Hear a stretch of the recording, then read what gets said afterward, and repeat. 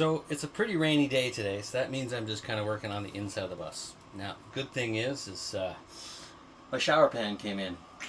Excellent. I can't do the walls because, don't want to use power tools outside in the rain. But one thing I have been able to do is sink it into the floor.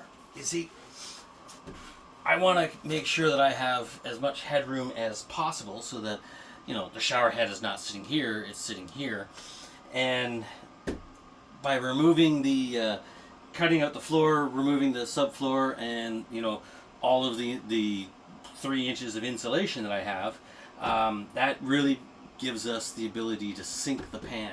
Now, I don't have to worry too much about being cold because the bottom of this pan does have a bit of insulation on it, so it takes it slightly off of the cold metal. Plus, you're not really going to be hanging out in the shower very much. You're just going to have a quick shower and off you go. So I'm not too worried about all of that. But the cut in and sink in actually fits out really nicely.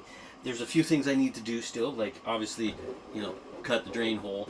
And in along here, I need to put a little piece of wood to brace it, because if you step on it, I don't want it to flex or anything like that, because once it flexes, it'll start to crack, right? So this is really just a test fit, and it fits beautifully in the space.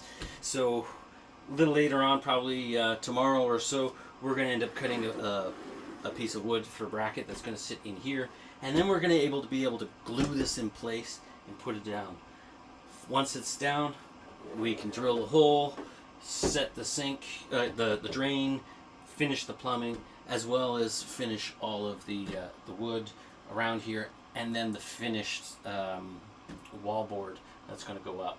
But see, we wanted to make sure that this is in place first, because it has this lip that goes up right here.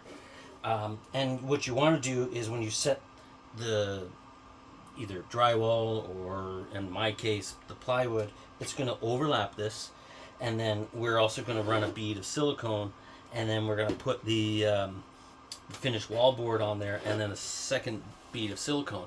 What that does is water is going to go down the board and into the pan.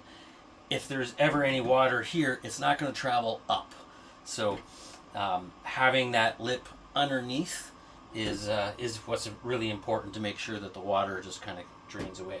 So, but yeah, as a test fit, I'm pretty stoked about this, how this all ended up working out. So yeah, it's not bad for a rainy day. It's rainy, but it's still a beautiful skoolie day.